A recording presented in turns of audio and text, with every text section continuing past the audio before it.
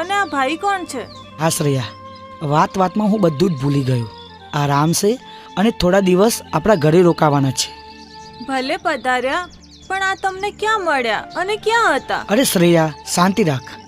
હું જ્યારે અહીંયાથી નીકળ્યો ત્યારે બાજુના ગામવાળા કરશન કાકા નહીં, એમના ગામે જતો હતો અને રસ્તામાં જરા વિસામો ખાવા બેઠો અને એક ભાઈ પોટલું મૂકીને લઘુશંકા કરવા ગયા. ત્યારે ગામના લોકો ત્યાં આવીને મને ચોર સમજીને ઉપાડી ગયા અને મને ઝાડ સાથે બાંધી દીધો. અરે માડી રે, પછી પછી શું થયું? અરે ધીમે બોલ. આ વાત પૂનમ અને માને ખબર ના પડવી જોઈએ. બિચારા બહુ ચિંતા કરશે. હા, પણ પછી પછી શું થયું? તમને કોણે છોડાવ્યા? અરે શ્રેયા, ધણીએ ધાર્યું એ થાય.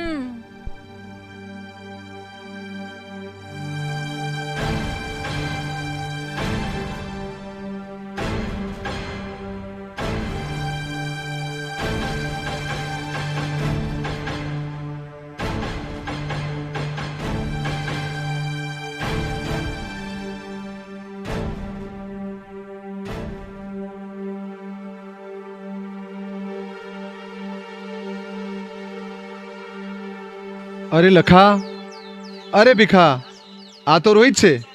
પણ કાકા, ચોરીનો સામાન અમને જોડેથી મળ્યો હતો. તારી ચોટીમાં તેલ લગાવું? આ તો ગરીબ માણસ છે. આ રામાપીરના પાઠમાં આવવાનો હતો. ટોપાઓ છોડી મૂકો એને.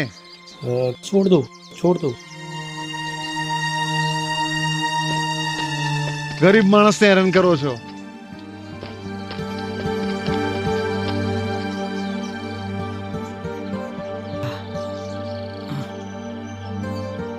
માફી માંગુ છું ગામ વતીથી. આ બધાથી ભૂલ થઈ ગઈ છે, ક્ષમા કરો.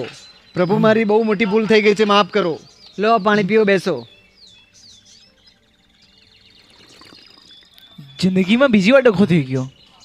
બીજી વખત? હા ભાઈ, એકવાર અમે ચાલતા રણુજા જતા હતા, પછી આ ભાઈ કે અમારા ઘેર છોકરા આયા. જ્યારે ઘરે આવીને જોયું ને તો એમની ભેંસને પાડો આવ્યો હતો. અરે એવું નતું, એ તો મોબાઈલનું નેટવર્ક ઓછું આવતું એટલે ઊંધું ચત્તું સંભળાઈ ગયું. લે, આ દાંત કાઢવાનું બંધ કરો.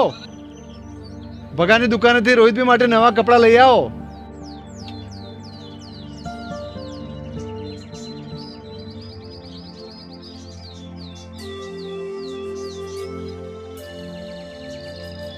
રોહિતભાઈ, આ ગામવાળા તરફથી નવા કપડાં અને આ ફળ.